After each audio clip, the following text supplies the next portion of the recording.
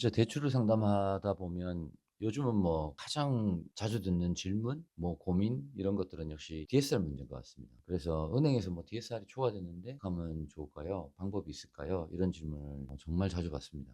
그런 분들을 위해서 오늘은 DSR 얘기를 조금 해보도록 하겠습니다. DSR은 현재 은행권이 40%, 비은행권이 50%로 규제하고 있습니다. 비은행권은 보험사나 기타 등을 얘기합니다. 금융기관에서 상담을 받았는데 DSR이 초과됐다라는 얘기를 듣게 된다면 이런 것들을 체크해야 해결이 가능합니다. 먼저 초과가 되긴 되는데 몇 프로나 초과되는지, 은행에 40%로 규제하고 있는데 그럼 내가 초과되는데 41%냐, 50%냐, 60%냐, 몇 프로나 과연 초과되는지 좀 물어보실 필요가 있고요. 그 초과되는 퍼센티지에 따라서 내가 어떻게 해야 40% 내지는 뭐 50% 이내로 만들 수 있는지 접근해 갈 수 있는 방법을 찾아야겠습니다. 먼저 DSR이 40에서 50% 사이, 즉 40%를 초과하더라도 비은행권에서 할 수 있는 50% 이내로 들어오는 정도라고 하면 보험사를 이용하면 됩니다. 그때그때 좀 다르긴 합니다만 보험사라고 해서 시중은행권보다 담보대출 금리가 특별히 높거나 하지 않습니다. 때로는 뭐 더 낮은 경우도 많이 있고요. 그래서 이런 경우는 보험사를 이용하면 되겠습니다.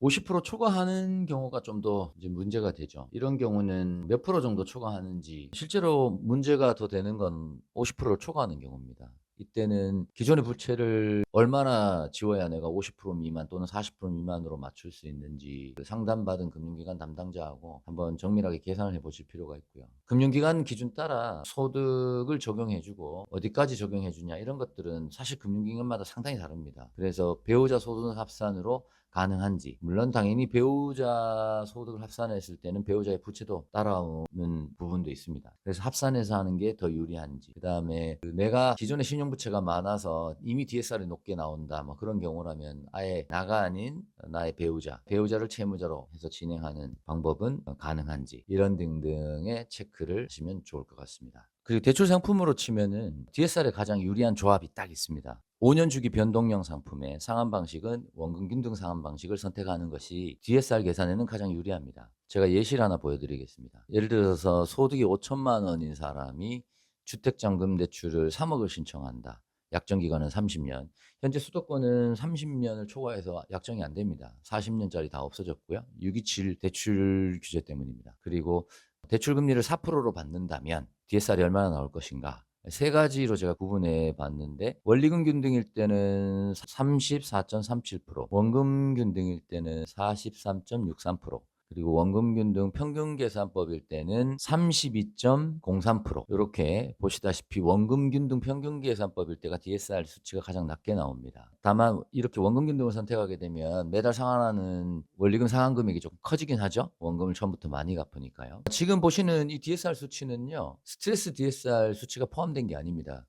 여기다가 스트레스 DS 수치를 더 해줘야 되기 때문에 실제 스트레스, 여기다가 그때그때 적용되는 스트레스 DSR 수치를 더해줘서 계산해야 실제 DSR 수치가 나옵니다. 근데 이 앞전에 제가 대출 규제 설명드리면서도 말씀드렸다시피 이 스트레스 DSR은 상품마다 다르게 적용됩니다. 그렇기 때문에 뭘 하나 탁 찍어서 계산해 넣기는 좀 어렵고요.